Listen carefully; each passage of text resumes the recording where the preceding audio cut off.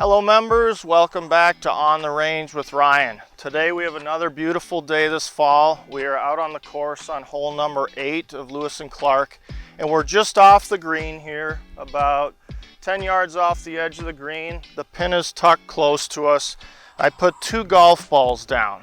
So the first golf ball has a pretty nice lie. So it's sitting up in a good spot. It's not sitting down deep like the second one. So club selection wise, with what we have in front of us, all we really need to do is get the ball in the air and fly about 10 or 15 feet. So we don't need to make a real big swing.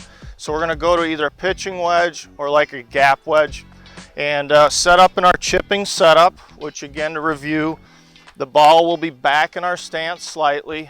We're going to form that lowercase y from your lead shoulder down to the club head, trail shoulder down to the grip, and we're going to keep that position together. So we're not going to use our wrists here. We also want to make sure we turn with the shot, okay? So get in closer to the ball, pick your landing spot. We just want to land this probably about 15 feet in front of me, and just let the ball roll out almost like a putt.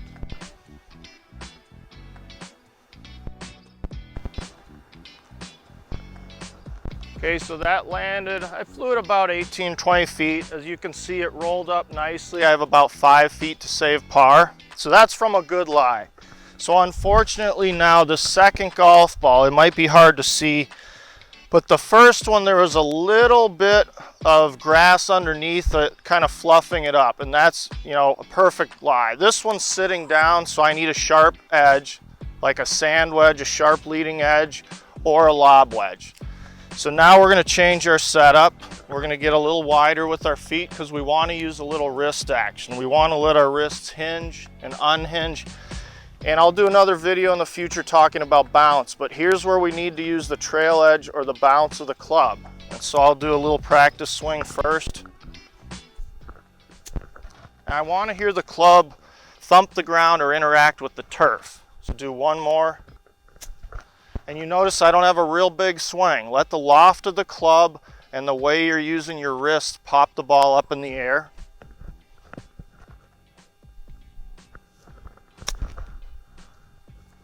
So that got up a lot higher. It landed very, very soft. I probably flew that 30 feet compared to 15 or 20 feet for the first one. And it didn't roll out much because of the trajectory. So it's not backspin. Anytime a player pitches up high and soft, the angle of descent causes the ball to land softly. So it's not backspin that the pros are putting on it. And with that technique, their second technique there from a poor lie, we got it up there to about 6 or 7 feet. So again, we can save par. Okay, so just to recap, when we have a ball that's sitting down in the rough, we need to get some loft on it. We need a forged sand wedge or lob wedge. They're designed with proper bounce, sharp leading edge. It's gonna slide right underneath the ball and pop it up out of that poor lie. But when we have the ball sitting up nicely in the rough, like it happens a lot this time of year, then you want to take away that bigger swing. So we're going to change clubs, go to a gap wedge or a pitching wedge, go to that chipping setup, that lowercase y, keep that connected, and just go ahead and land it just in front of you and let it roll out kind of like a putt. So pick that landing spot with that shot. If you have any questions, feel free to email me. Otherwise, I look forward to seeing you again next time on the range with Ryan.